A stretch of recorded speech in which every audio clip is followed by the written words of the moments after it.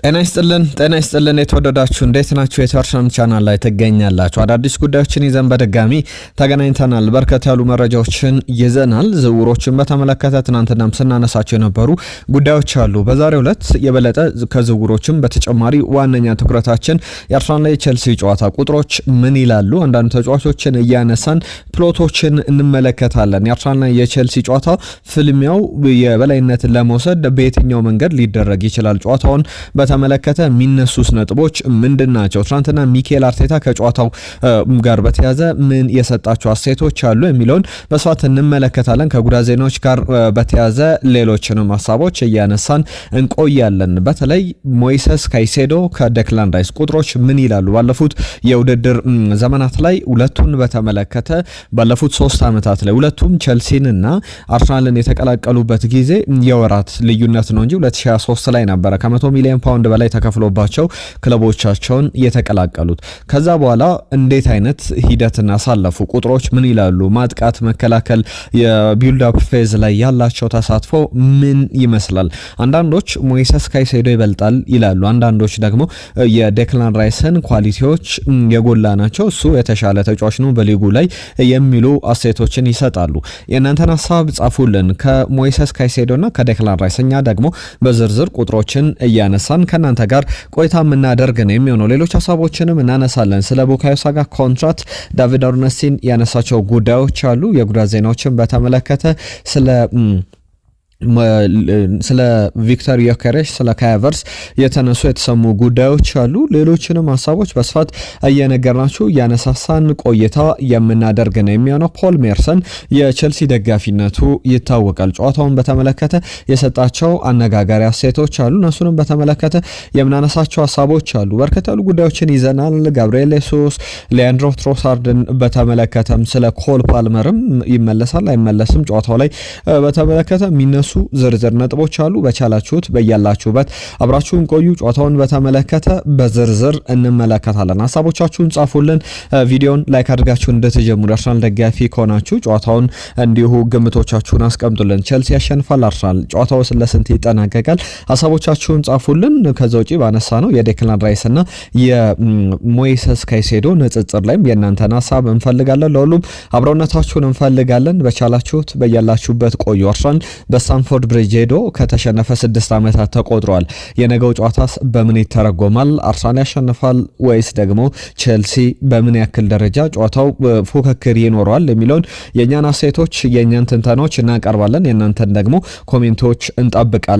አብራችሁን ቆዩን የምንለው በቀጥታ ወደ ጉዳዮቻችን የምናልፈው አስቀድሜ ከሚኬል አርቴታ አስተያየቶች ጀምራለሁ። ሚኬል አርቴታ ጨዋታውን በተመለከተ ትናንትና በጋዜጣዊ መግለጫ ላይ የጉዳት ዜናዎችን አንስተዋል። ከሊያንድሮ ትሮሳር የፊትነስ ጉዳይ ጋር በተያያዘ አንድ ተጨማሪ ቀን አለ ብሎናል። ማለትም ዛሬ ማለት ነው።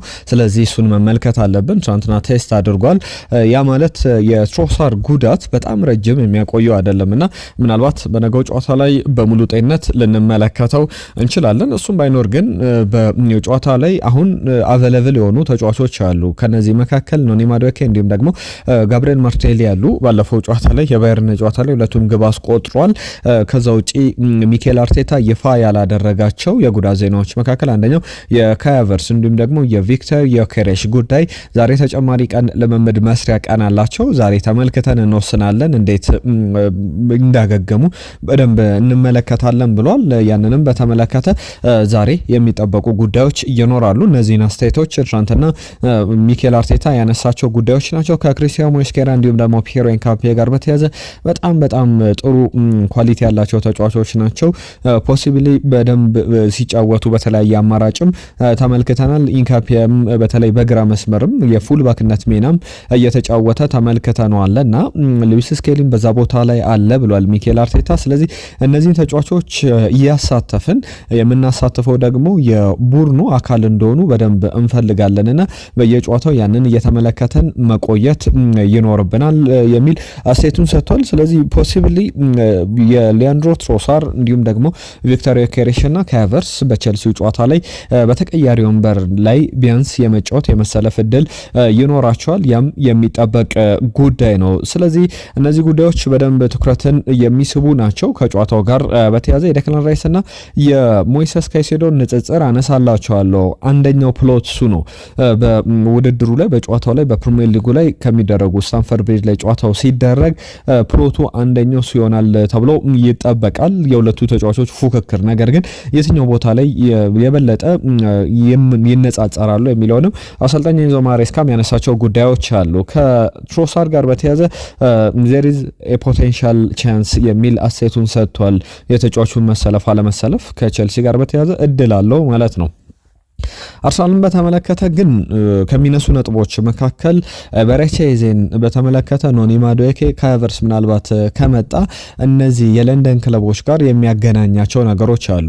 ካቨርስ የሚሰለፍ ከሆነ ቼልሲ ላይ ከዚህ በፊት ግብ አስቆጥሯል። የቀድሞ ቡድኑ ላይ ግብ አስቆጥሮ ነጥብ አስገኝቷል። ኖኒ ማዱዌኬም ከዚህ በፊት የቼልሲ ተጫዋች ነበረ። አሁን ባየርን ላይ እንዳስቆጠረው ቼልሲ ላይ አስቆጥሮ ሌላ ነጥብ ሊያስገኝ ይችላል። ለምሳሌ የኤቨሬቼዜን ምሳሌ ማንሳት እንችላለን። በኤቨሬቼዜ በኩል ክሪስታል ፓላስ ላይ አንድና ብቸኛዋን ግብ አስቆጥሮ አርሰናል 3 ነጥብ ይዞ ወጥቷል። ቶትናም ላይ ደግሞ ሌላ የለንደን ክለብ ላይ ግብ አስቆጥሮ 3 ግቦችን አርሰናል ባለፈው ሳምንት በለንደን ደርቢ በሰሜን ለንደን ደርቢ አሸንፏል። አሁን በዚህ በሌላኛው የለንደን ደርቢ ኤቨሬቼዜ ይህንን ግብ አስቆጥሮ ሌላ ጨዋታው ላይ መልክ ሊቀይር የሚችልበት እድል አለው። ያንን ደግሞ በደንብ በስፋት የምንመለከተው ጉዳይ ነው የሚሆነው። ከአርሰናል ጋር በተያዘ በፕሪሚየር ሊጉ ላይ whoscored.com ላይ መመልከት ትችላላችሁ። አንድ ዳታ ወጥቷል። በዚህ ዴታ መሰረት የፕሪሚየር ሊጉ በጣም ኢንፎርም በጣም ወጥ ጥሩ ብቃት ላይ ያሉ 10 ተጫዋቾችን ዝርዝር አስቀምጧል። ከነዚህ መካከል ለምሳሌ 10ኛው አማድ ዲያሎ ነው። ከአማድ ዲያሎ ውጪ ሌሎቹ የቼልሲ የማንቸስተር ሲቲ እና የአርሰናል ተጫዋቾች ናቸው። አብዛኞቹ ተጫዋቾች ደግሞ የሚጠበቅ ነው የአርሰናል ተጫዋቾች ናቸው። አርሰናል 5 ተጫዋቾችን አስመርጧል። ቀዳሚው ደግሞ ቶፕ 10 ውስጥ የመጀመሪያው አንደኛ ደረጃ ላይ የተቀመጠው በራንኪንጉም መሰረት እንግዲህ በሲዝኑ ሬት ሲደረግ 7.26 ነው። በጣም ፎርም ደግሞ ሬት ሲደረግ የመጨረሻ 6 ጨዋታዎችን ስንመለከት 7.68 ሬቲንግ ያገኘው ኤቨሬቼዜ ነው። ኤቨሬቼዜ ቀዳሚ ቶፕ ፎርም ላይ ያለ ተጫዋች ነው ተብሏል። ዴክላን ራይስ ሁለተኛ ደረጃ ላይ ይቀመጣል። ጀርሚ ዶኩ፣ ፔድሮ ኔቶ እንዲሁም ደግሞ ጋብሪኤል ማጋለሽ፣ ሃርሊንግ ብራውት ሃላንድ፣ ቡካዮ ሳካ፣ ሊያንድሮ ትሮሳርድ፣ ሮበን ዲያዝ እንዲሁም ደግሞ አማድ ዲያሎ እነዚህ ምርጥ 10 ላይ የሚቀመጡ ናቸው። ዴክላን ራይስ እና ኤቨሬቼዜ ቶፕ 2 ላይ የሚቀመጡ ናቸው። 10 ውስጥ ደግሞ የአርሰናል 5 ተጫዋቾች አሉ። ሳካ፣ ትሮሳርድ፣ ዴክላን ራይስ፣ ኤቨሬቼዜ እና ጋብሪኤል ማጋለሽ። አርሰናልን በተመለከተ በዚህ በኖቬምበር ወር አሁን ኖቬምበር ወር መጨረሻ ላይ እንገኛለን እና በኖቬምበር ወር ያደረጋቸው ጨዋታዎች በፕሪሚየር ሊጉ ላይ ከኦፕን ፕሌይ ብዙ ግቦችን በማስቆጠር ቀዳሚው ክለብ ነው። ኤፍሲ ሴት ፒስ እያሉ ሲጠሩት ነበር አርሰናልን። ነገር ግን በሴት ፒስ ደረጃ በዛ ደረጃ የሚጠቀስ ቡድን እንዳልሆነ መናገር ይቻላል። ለምሳሌ በቅርብ ጨዋታዎች ላይ ያደረጋቸው ጨዋታዎች ላይ አብዛኞቹ ግቦች ለምሳሌ ባየርንን ሲያሸንፍ ከ3-1 ሲያሸንፍ አንዱ ብቻ ነው ከሴት ፒስ የተቆጠረው ግብ። ሌሎች 2 ግቦች በጣም በተለያየ ቅርጽ የተቆጠሩ ናቸው። ሁለቱም ሌላ መልክ ሌላ አይነት እንቅስቃሴ የነበራቸው ግቦች ነበሩ። አንደኛው ቀጥተኛ ዳይሬክት አታክ በፋስት ብሬክ በመልሶ ማጥቃት የተቆጠረ ግብ ነበረ፣ ጋብሪኤል ማርቲኔሊ ያስቆጠራት። ሌላኛው ደግሞ ኳሱን ፖሰስ አድርጎ አርሰናል ያስቆጠረው ግብ እንደነበረ ተመልክተናልና እንደዚህ አይነት ነገሮች ይነሳሉ። ለምሳሌ በፕሪሚየር ሊጉ ላይ ቁጥሮችን ስንመለከት ኮፕን ፕሌይ አርሰናል በኖቬምበር ወር 7 ግቦችን አስቆጥሯል። ቼልሲ 6፣ ብራይተን 5፣ ማንቸስተር ሲቲ እንዲሁም ኖቲንጋም ፎረስት 5 ግቦችን ከኦፕን ፕሌይ በማስቆጠር ከአርሰናል በመቀጠል የሚቀመጡ ቡድኖች ናቸው። ማንቸስተር ዩናይትድ እና ቶትናም፣ ሊቨርፑል በጋራ 5 ግቦችን ያስቆጠሩት። አርሰናል ብቻውን 7 ግቦችን አስቆጥሯል። ሚኬል አርቴታ ስለ ጋብሪኤል ማጋሌሽም ተጠይቆ ነበረ። ሪሊ ኢቮልቭ እያደረገ ይገኛል በጥሩ ደረጃ ከጉዳቱ እስካን ተጨማሪ እስካን ተደርጎለታል፣ ምርመራ ተደርጎለታል። ነገር ግን ፕሪሳይስ ሆነ እርግጠኛ በዚህ ቀን ይመለሳል የሚለውን ለማስቀመጥ ታይም ፍሬሙ ትክክል አይደለም ወይም ገና ነው ያንን ለመወሰን። ነገር ግን ረጅም ጊዜ የሚቆይ ተጫዋች አይደለም። በጉዳት ቶሎ ወደ ሜዳ ይመለሳል። ገብርኤል ማጋሌሽም እንደዛ አይነት ባህሪ ያለው ከጉዳቶች ቶሎ በመገገም የሚታወቅ አይነት ተጫዋች ነው የሚል ነገሩን አስቀምጧል። ከቸልሲ ጋር በተያያዘ ታይትል ኮንቴንደር ነው ወይ ለፕሪሚየር ሊግ ዋንጫ የሚጫወት ነው ወይ የሚል ጥያቄም ቀርቦለት ነበር። በእርግጥ በፕሪሚየር ሊጉ ላይ በእርግጥ ጥሩ ስኳድ አለው፣ ጥሩ ተጫዋቾች፣ ጥሩ ታለንት ያለው፣ ጥሩ ኳሊቲ ያላቸው ተጫዋቾች አሉት፣ ለመፎካከርም ዲዘርቭ ያደርጋል የሚል ጥሩ ተጫዋቾች፣ ጥሩ አሰልጣኝ፣ ኮቺንግ ስታፉም ጥሩ ነው የሚል አስተያየቱን ሰጥቷል። ትልቅ ጨዋታ ነው፣ የለንደን ደርቢ ነው። ከዛ በተጨማሪ ጥሩ ኦፖነንት ራሳችንን የምንፈትንበት አይነት ጨዋታ ይሆናል ብዬ እጠብቃለሁ። ለዛ ደግሞ ሙሉ ለሙሉ ተዘጋጅተናል ብሏል። ባለፈው የማንቸስተር ዩናይትድ እና አርሰናል ጨዋታ በሶባ ሪያሊቲ ትሬኒንግ ሴንተር ይደረጋል ብዬ ሳነሳ ነበር። ጋብሪኤል ጄሱስ ተሳትፏል። ኤታን ንዋኔሪም ስለመጫወቱ ተናግሯል። በዚህ ጨዋታ ላይ ጥሩ ፖዚቲቭ ነገር የተመለከትንበት ነበረ የሚል አስተያየቱን ሰጥቷል። እነዚህ ጉዳዮች በዝርዝር የሚነሱ ናቸው። ኮል ፓልመር በቸልሲ በኩል ይመለሳል። ከጉዳት ዜናዎች ጋር በተያያዘ ጥሩ ነገሮች የሚጠበቁ ናቸውና እነዚህ በዝርዝር ሊነሱ የሚችሉ ጉዳዮች ናቸው። ፖል ሜርሰን ምን አለ የሚለውን ጉዳይ ደግሞ ላንሳላችሁ። የቸልሲ ደጋፊ ነው። አርሰናል ይህንን ጨዋታ የሚያሸንፍ ከሆነ ታይትል ሬሱ ያልቅለታል። ከዚህ በኋላ የዋንጫ ፉክክር የምንለው ነገር አይኖርም የሚል ነገር አንሷል። ማንቸስተር ሲቲ በሳምንቱ መጨረሻ ያሸንፋል ብዬ እጠብቃለሁ። አርሰናል ግን ቸልሲን ማሸነፍ ከቻለ ነገሩን ይገለዋል፣ ሁሉ ነገር ያበቃለታል ብሏል። ቸልሲ ከባርሰሎና ጋር በጣም ጥሩ ኮምፕሌትሊ ብሊው አድርጎ ነበረ የሃንሲ ፍሊክን ቡድን ተመልክተናል። አርሰናልም ደግሞ ከባየርን ጋር በጣም የሚገርም ብቃት አሳይቶ ያሸነፈበት ነበረ። ቸልሲ ባርሰሎናን አሸንፎ ነው የመጣው። አርሰናል ደግሞ ባየር ሙኒክን አሸንፎ፣ ሁለቱም ጥሩ ብቃት ላይ ያሉ ቡድኖች ናቸው። እንደ ፖል ሜርሰንም በተለይ የኤንዞ ማሬስካ ቡድን ይህንን ጨዋታ ማሸነፍ ላይኖርበት ይችላል። ቶፕ 4 ላይ ማጠናቀቅ የሚያስብ ቡድን ነው። ስለዚህ በጣም ጫና ውስጥ ገብቶ ለማሸነፍ ግዴታ ውስጥ ገብቶ የሚያደርገው ጨዋታ ላይሆን ይችላል የሚል ነገር አንስቷል። ነገር ግን ቼልሲ ካሸነፈ ቀጥታ አውቶማቲካሊ የታይትል ቻሌንጀር ይሆናል። ሊጉ ላይ ከአርሰናል ጋር የሚኖረው የነጥብ ልዩነት የ3 ብቻ ይሆናል።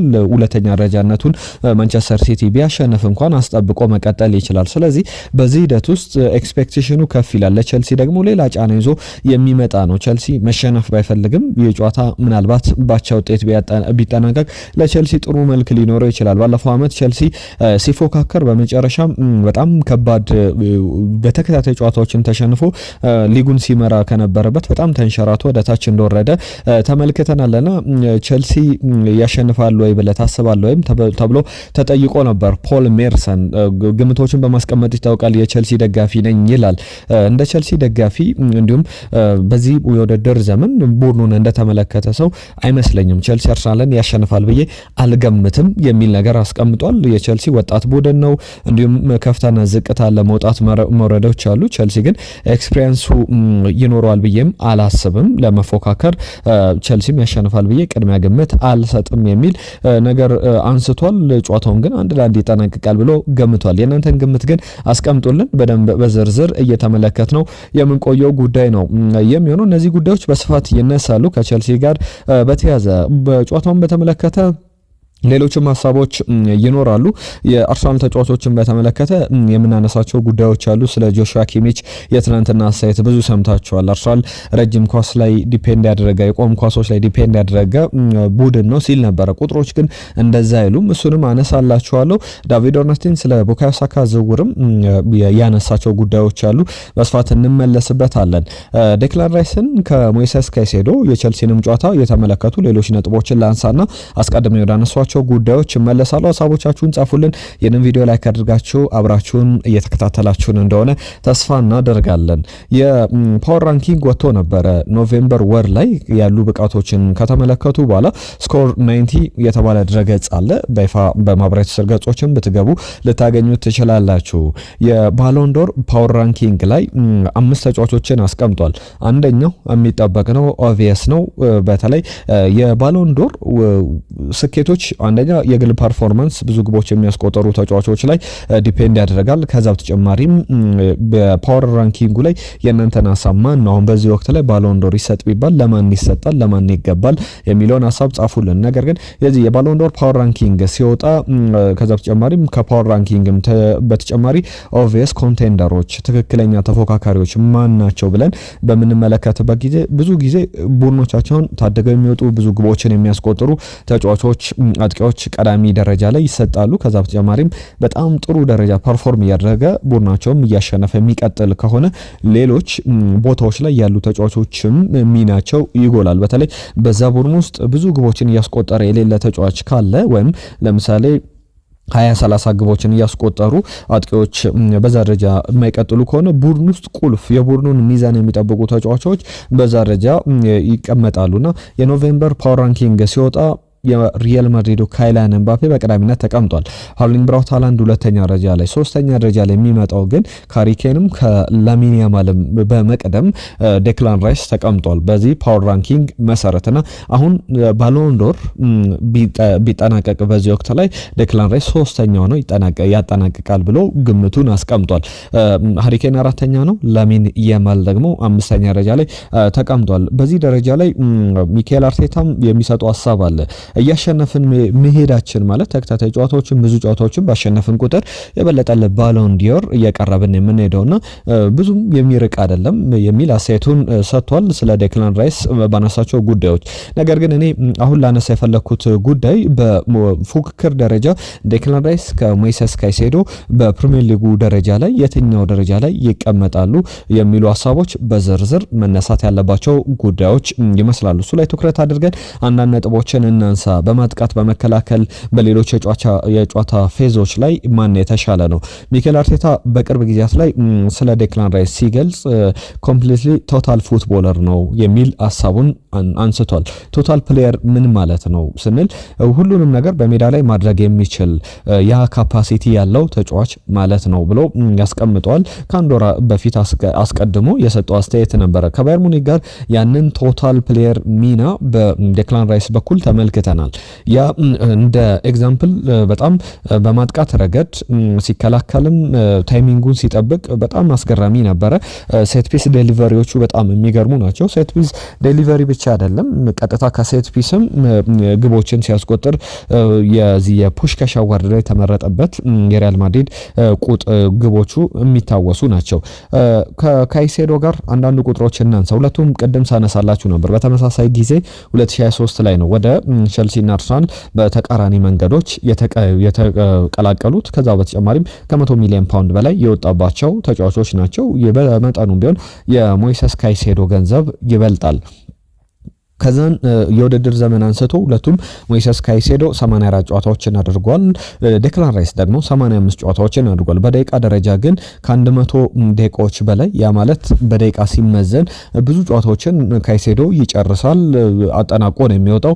ዴክላን ራይስ ደግሞ ብዙ ጨዋታዎች ላይ ሲቀየር ልትመለከቱት ትችላላችሁና 7173 ደቂቃዎችን በሜዳ ላይ በፕሪሚየር ሊግ ብቻ ነው እነዚህን ቁጥሮች እያነሳው ያለሁት በሜዳ ላይ አሳልፈዋል። ራይስ ደግሞ 7049 ያ ማለት ከ120 በላይ ደቂቃዎችን በሜዳ ላይ የበለጠ 120 ደቂቃ ማለት ደግሞ ከአንድ ጨዋታ የዘለለ ማለት ነው። በቁጥር ደረጃ 85 ጨዋታ ዴክላን ራይስ ሲጫወት እንጂ በደቂቃ 90 ደቂቃ ብንከፋፍለው ከ85 በላይ የዴክላን ራይስ በአንድ ጨዋታ ያንሳል እንደማለት ነው። ከአንድ ጨዋታ በላይ ያንሳል ከሞይሰስ ካይሴዶ በሜዳ ላይ ያሳለፈው ጊዜ። በግብ ደረጃ ስንመለከተው 13 ግቦችን አስቆጥሯል። በእጥፍ ይበልጣል ከሞይሰስ ካይሴዶ። ሞይሰስ ካይሴዶ 5 ግቦችን ያስቆጠረው 6 ለግብ የሆኑ ኳሶችን አቀብሏል። ካይሴዶ 18 አሲስቶች አሉት። አብዛኞቹ ደግሞ በዚህ ዴሊቨሪዎቹ በደንብ የሚታወቁ ናቸው። ከማዕዘን ምቶች በጣም አስገራሚ ቁጥሮችን አሲስት አድርጓል። ከ10 በላይ አሲስቶች እንዳሉት ይታወቃል። በኤክስፔክትድ ጎል 8.13 ኤክስፔክትድ ጎል አስመዝግቧል። ካይሴዶ 1.8 በጣም ከብዙ ጥፍ በላይ ነው ይህንን የምንመለከተው። ኤክስፔክትድ አሲስት ስንመለከት 12 ወይም 13 አካባቢ ነው የዴክላን ራይስ የካይሴዶ ደግሞ 6 አካባቢ ላይ ይቀመጣል። ሾቶችን ወደ ግብ የሚሞከሩ ሙከራዎችን ስንመለከት 119 ለ43 ነው። ሁሉንም ደረጃ ላይ በሁሉም መለኪያዎች ይበልጧል ማለት ይቻላል። 31 የግብ ተሳትፎ አለው ዴክላን ራይስ በአጠቃላይ ማለት ነው። በእነዚህ የውድድር ጊዜያት ላይ ባለፉት 3 የውድድር ዘመኖች የዘንድሮን 12 ጨዋታዎችን ስንጨምር ማለት ነው የሞይሰስ ካይሴዶን ስናነሳ ደግሞ 11 የግብ ተሳትፎ አለው። 31 ለ11 በጣም ቁጥሩ ከፍ ያለ ነው። በአርሰናል ደረጃም በራይስ በኩል የሚበለጠው በሳካ ትሮሳርድ እና ካቨርስ ነው። ሌሎቹን ተጫዋቾች በሙሉ የሚበልጥ ተጫዋች እንደሆነ ተመልክተናል። ነገር ግን በሌሎች የጨዋታ ፌዞች ላይ ለምሳሌ በመከላከል አንዳንድ ቁጥሮች ስናነሳ ዲዋሎችን በማሸነፍ ዴክላን ራይስ በጣም ያንሳል ከሞይሰስ ካይሴዶ። ኳስ ሪከቨሪዎችንም መልሶ በመንጠቅ ረገድም ካይሴዶ የበለጠ ቁጥሮች አሉት። ሌሎች ደረጃ ላይ ግን በሙሉ የብልጫውን የራይስ ብልጫ ከፍ ብሎ የምንመለከተው ነው የሚሆነው። ፓስ አኪዩሬሲያቸውን ስንመለከት በጣም ኢንቴንሲቲ ባለበት ጨዋታ ላይ የሞይሰስ ካይሴዶ 87 ነው፣ ዴክላን ራይስ 84 በመቶ ነው። በእርግጥ ለዚህ ቁጥሩ ማነስ ዋነኛው ምክንያት ብዙ ኳሶቹ የዴክላን ራይስ ከፊት ብዙ የግብ ክልል ላይ መድረሱን ተከትሎ የመበላሸት ደረጃቸው ከፍ ይላልና እነዚህ በስፋት ሊነሱ የሚችሉ ጉዳዮች ናቸው። እነዚህን ቁጥሮች ካነሳን በኋላ የእናንተ ግምገማ ከምን ላይ ይቀመጣል የሚለውን አስቀምጡልን። ሌሎች ቁጥሮችን ግን ላንሳ። በጨዋታው ላይ አንዳንድ ፕሎቶች የዴክላን ራይስ እና የሞይሰስ ካይሴዶ ብቻ አይደለም፣ ሴት ፒስ ባትል በደንብ ይኖራል። አርሰናል በሴት ፒስ ደረጃ ዘንድሮ 10 የፕሪሚየር ሊግ ግቦችን አስቆጥሯል። ከቼልሲ ጋር ስናነጻጽረው ቼልሲ 8 ነው። አርሰናልን በመከተል ሁለተኛው ብዙ ሴት ፒሶችን የሚያስቆጥር ቡድን ነው። በእርግጥ ጋብሪኤል ማጋሌሽ ባይኖርም ጁሪን ቲምበር፣ ሌሎችም የአርሰናል ተጫዋቾች ማስቆጠር እንደሚችሉ ከሴት ፒስ እየተመለከተን እንገኛለን። ጁሪን ቲምበር ለምሳሌ የባየር ሙኒክ ጨዋታ ላይ አስቆጥሯል። በቼልሲ በኩል እንደዚህ አይነት በኤክስፔክትድ ጎል ብዙ ግቦችም የሚቆጠሩበት አይነት በጣም ደካማ ቡድን ነው። በመከላከል ረገድ ሴት ፒስ ያስቆጥራል፣ መከላከሉ ላይ ደግሞ ደካማ ነው። አርሰናል ደግሞ ከሴት ፒስ 3 ብቻ ግቦች ነው የተቆጠሩበት። ጥሩ መከላከል ደረጃ ያለው ቡድን እንደሆነ ይታወቃል። 6 ግቦች ተቆጥሮበታል በፕሪሚየር ሊጉ፣ 3ቱ ከሴት ፒስ ከቆሙ ኳሶች የተቆጠሩበት እንደሆነ ይታወቃል። እነዚህ በጣም ቁልፍ ቁጥሮች ናቸው። አርሰናል ግን በኦፕታ ፕሮባቢሊቲ የማሸነፍ ሱፐር ኮምፒውተሮች ግምት ላይ 42.4 በመቶ በስታንፈርድ ብሪጅ ሄዶ የማሸነፍ ቅድሚያ ግምት ተሰጥቶታል። ባለፉት 6 ጨዋታዎች በአርሰናል በኩል በቼልሲ አልተሸነፈም። ወደ ስታንፈርድ ብሪጅ ሄዶ ባለፉት 6 ዓመታትም በሙሉ 3ቱን አሸንፏል፣ በ3ቱ አቻ ወጥቷል። ምንም ሽንፈት አላስተናገደም። ሌላ መልክ ያለው ጨዋታ ይኖራል ተብሎ ይጠበቃል። ፊኒሸርስ ደግሞ ሌላ ትርጉም ያለው ሚና ይኖራቸዋል። የባየር ሙኒክ ጨዋታ ላይ ፊኒሸርስ የሚባሉት ሪካርዶ ካላፊዮሪ እነ ጋብሪኤል ማርቴሊ ነበሩ። ምክንያቱም ተቀይረው ገብተው የፊኒሸርስ ሚና ነበራቸው። ስታርተር የነበሩ ተጫዋቾች መካከል ጁሪን ቲምበር ኃላፊነታቸውን ተወጥተዋል። ፊኒሸርሶች ደግሞ ግቦችን እያስቆጠሩ ዘንድሮ ተመልክተናል። አርሰናል እስካሁን ጎል ኢንቮልቭመንቱ ስንመለከት ተቀይረው የገቡ ተጫዋቾች 15 ግቦችን አስቆጥሯል ዘንድሮ በ19 ጨዋታዎች። በጣም ብዙ የሚባል ናቸው ተቀይረው የገቡ ተጫዋቾች ማለት ነውና ከአመት አመት በጣም ቁጥሩ እያደገ የግብ ተሳትፏቸውም በየጨዋታው ፐርማች እንግዲህ ተቀይረው የሚገቡ ተጫዋቾች ቢያንስ አንድ ግብ ያስቆጥራሉ እየተመለከትን ያለ ነው። ያንን ቁጥር ነው 0.79 ግቦችን ያስቆጥራሉ በየቁጥሮቹን ስንመለከት በየጨዋታው ያ በጣም ጥሩ ቁጥሮችን እያስመዘገቡ እንዳለ በደንብ የሚያሳይ ነው። ለሁሉም የእናንተን ግምት ንገሩን። አርሰናል ከቼልሲ በምን ያክል ደረጃ ይጠናቀቃል የሚለው። ለቼልሲ ግን ዝቅተኛ ግምት የሚሰጠው ቡድን አይደለም። ዘንድሮ በፕሪሚየር ሊጉ በቻምፒየንስ ሊግም ቀስ እያለ እያንሰራራ የመጣ ቡድን እንደሆነ በደንብ ቁጥሮች ያሳያሉ። ለምሳሌ በፕሪሚየር ሊግ ላይ 23 ነጥብ አለው። በግብ ደረጃም ከአርሰናል በ6 ነጥቦች ዝቅ ብሎ ነው የተቀመጠው። በግብ ደረጃ በፕሪሚየር ሊግ ሁለተኛው ከማንቸስተር ሲቲና ከአርሰናል በመቀጠል ብዙ ግቦችን ያስቆጠረ ቡድን ነው። 23 ግቦች አሉት። አርሰናል 24፣ ማንቸስተር ሲቲ 24 ግቦችን አስቆጥሯል።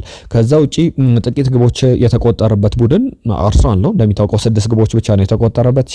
ሲቲ 10፣ ከዛ ቀጥሎ የሚመጣው ቡድን ደግሞ ቼልሲ ነው። ስለዚህ የኤንዞ ማሬስካ ቡድን በጣም ዝቅተኛ ግምት የሚሰጠው ቡድን እንዳልሆነ መናገር ይቻላል። ከባድ ጨዋታ ሊሆን ይችላል። አርሰናል ግን ሌላ ድል ከባየርንና ከቶትናም ጋር በጣም ከባድ ጨዋታዎች እንደሚኖሩ ስንገምት ነበረ። ጨዋታዎቹ በዛ መልክ የተጠናቀቁ አይደለም።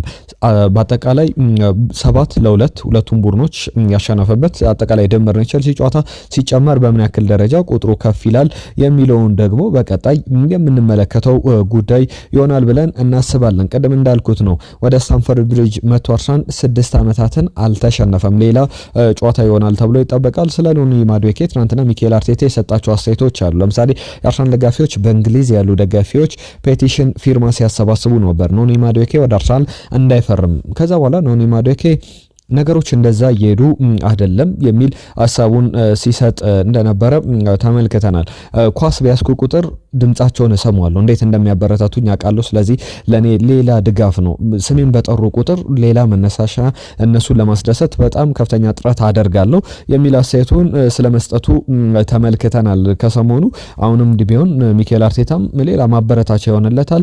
እንዴት ቫልዩድ እንዴት ዋጋ እየሰጡት እንደሆነ እየተመለከታችሁ ትገኛላችሁ ብዬ አስባለሁ የሚል ግልጽ መልእክቱን አስፍሯል። ከሚኬል አርቴታ ጋር በተያዘ ስለ ጉዳዩ ባነሳቸው ሐሳቦች መካከል እነዚህ በዝርዝር የሚነሱ ሐሳቦች ናቸው። የፖል ሜርሰን ግምት 1-1 ነው። የእናንተን ግምት እንግዲህ እንመለከቷለን። ነገም በስፋት እናነሷለን። ከጨዋታው በኋላ የትኛው አድማጭ እንግዲህ ትክክለኛ ግምት አስቀመጠ የሚለውን እናነሳለን። ትናንትና በእርግጥ በግምት ደረጃ አንዳንድ ተሳትፎችን ተመልክተናል። ለምሳሌ አህመድ ኢሳ አሊ ግምቱን አስቀምጦልናል። 3-0 ውጤት አርሰናል በስታንፈርድ ብሪጅ ሄዶ ያሸንፋል ብሏል።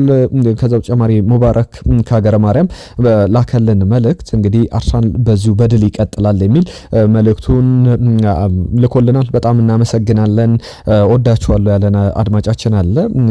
በተለይ ገቤ በላከው መልእክት ላይ አዲስ ነገር ብሎናል። ብዙ ሀሳቦችን አንስተናል። ከዝውውር ጉዳዮች ጋርም በተያያዘ አዳዲስ የተሰሙ ሀሳቦች አሉ እናነሳለን። ቶማስም ትናንትና መልእክት ከጻፉልን አድማጮቻችን መካከል ስማቸው የሚጠቀስ ነው። ለሁሉም የአርሰናል ጉዳይ እነዚህም ብቻ አይደለም። ከፒየር ኤንካፔ ጋር በተያያዘ ከስፔን ወደ ኮሎምቢያ አሁንም የአገር የኢንተርናሽናል አፒራንሱን በዛ ደረጃ ሊቀጥል የሚወክለውን ሀገር በሀገራት ደረጃ በስፔን የተወለደው ቤተሰቦቹ ኮሎምቢያውያን ናቸው። በ2026 የዓለም እግር ኳስ ዋንጫ ላይ ለኮሎምቢያ እንዲጫወት የኮሎምቢያ እግር ኳስ ፌዴሬሽን ይፈልጋልና ያንን ለማስማማት ጥረት እያደረገ ይገኛል። 21 ዓመት በታች ለስፔን እየተጫወተ ይገኛል። ወደ ዋናው ቡድን ግን ለማጫወት ጥረት እያደረገ አይገኝም። ስለዚህ ያንን ሊቀይር የሚችልበት እድል አለ። ቀደም የዴክላን ራይስና የሞይሴስ ካይሴዶን ጉዳይ ሳነሳ ዴክላን ራይስ ከሰሞኑ ሲሰጠው የነበረው እኔ ሞር ቦክስ ቦክስ ሚድፊልደር ነኝ፣ እሱ የ6 ቁጥር ሚና ያለው ተጫዋች ነው ሲል ነበር። ኤንዞ ማሬስካም ትናንትና ዴክላን ራይስ ሆልዲንግ ሚድፊልደር አይደለም፣ ሞይሴስ ካይሴዶ እንደዚህ አይነት ተጫዋች ነው፣ ሞር እንደ ኤንዞ ፈርናንዴዝ አይነት ተጫዋች ነው ራይስ የሚል ነገር አንስቷል። በጣም ፋንታስቲክ ፕሌየር ነው፣ ኮምፕሊት ፕሌየር ነው፣ የተሟላ ተጫዋች ነው። ሲፈልግ ያጠቃል፣ ሲፈልግ ይከላከላል፣ ሲፈልግ የፈለገውን ነገር ያደርጋል የሚል ነገር አንስቷል ኤንዞ ማሬስካ ተጫዋቹን በተመለከተ። በእርግጥም የሆነ አይነት ስታንዳርድ እንዳስቀመጠ በዴክላን ራይስ በኩል መናገር ያንን መመልከት ይቻላል። በደንብም ያስተዋልነው ጉዳይ እንደሆነ መናገር ይቻላል። ዝውውር ጉዳዮችን በተመለከተ ብዙ ሀሳቦች ይወጡ ይገኛሉ። አንድ ጉዳይ ብቻ ላንሳና ነገ በስፋት ከዝውውር ጋር በተያያዘ ወደ አርሰናል አስገቡኝ አርሰናልን በቀላቀል እያለ ያለ ተጫዋች አለ። እሱን እንነግራቸዋለን ነገ በሚኖረን ቪዲዮ ላይ። ዛሬ ግን ከተመለከትኳቸው ባለፉት ጊዜያትም በተደጋጋሚ ካነሳናቸው ጉዳዮች መካከል የኬነን ይልዲዝ ጉዳይ በስፋት እየተዘገበ ይገኛል። ላሪፐብሊካ እንዲሁም ደግሞ ቲምቶክ ይዘው ተወጡ ዘገባ አርሰናል ከጆርጌ ሜንዴዝ ጋር ተገናኝቷል። ባለፉት ሳምንታት ስናነሳው ነበረ። ጆርጌ ሜንዴዝ ሱፐር ኤጀንት የሚባል ነው። ከአርሰናል ሰዎች ጋር ይገናኛል። አርሰናል ሰዎችም ያንን በተመለከተ ንግግር ያደርጋሉ ሲባል ነበረ። በእርግጥ በዩቬንቱስ በኩል ጆርጂዮ ቼሌኒ የሚያነሱት ጉዳይ አለ። ንግግሩ በጥሩ ወይ እየሄደ ይገኛል ኮንትራቱን ለማራዘም፣ እኛም እሱም ያንን ለማድረግ እየሞከረን እንገኛለን ብለዋል። ከኬነን ይልዲዝ ጋር በተያያዘ የ20 ቱርካዊ እንግዲህ በ6 ሚሊዮን ዩሮ እየከፈለ አርሰናል ለማስፈረም ከወኪሉ ጋር እየተነጋገረ ይገኛል። ነገር ግን ዩቬንቱስ በጣም ትንሽ ገንዘብ ነው የሚከፍለው። ተጫዋቹ ደግሞ ዝውውር ሊያደርግ የሚችልበት እድል በጣም ሰፊ ነው። ኮንትራቱን ካላራዘመ ሰፊ እድል እንዳለው ጆርጌ ሜንዴዝም ያ እውቅና እንዲኖረውና ምናልባት እድሎች ካሉ አርሰናል ለመሞከር እነ ላሪፐብሊካ እንዲሁም ደግሞ ቲምቶክ ይዞት የወጡት ዘገባ ዝርዝር መረጃም ያሳያል። በቀጣይ ምን ያክል ይሳካል በጥር የዝውውር መስኮት ወይስ በክረምቱ የሚለውን በስፋት የምንመለከተው ነው የሚሆነው። ከባድ ጨዋታ ነው የቼልሲና አርሰናል ጨዋታ። ነገም በስፋት ያልተነሱ አዳዲስ ጉዳዮችን የዝውውር መረጃዎችን ጨምረን የምንመለስ ነው የሚሆነው። ለዛሬ ግን አብራችሁን ስለነበራችሁ ከልብ እናመሰግናለን። ነኝ። ይህንን ቻናል ሰብስክራይብ አድርጉ፣ ቤተሰብ ሁኑ። በየዕለቱ አዳዲስ ጉዳዮችን ይዘን እንመጣለን። ቤተሰብነታችሁን፣ ሀሳቦቻችሁን እንፈልጋለን፣ እንወያይበት። የምታነሷቸው ጉዳዮች ቢስተካከል ይህንን ብትሰሩልን የከቨር ቢደረግ የምትሏቸው ጉዳዮች ካሉ ለመስማት ዝግጁ ነን። የእናንተን ተሳትፎ የእናንተ ቻናል ነው። አብራችሁን ቆዩ። ለዛሬ ግን እዚህ ላይ እናጠናቀቃለን። ጤና ይስጥልን።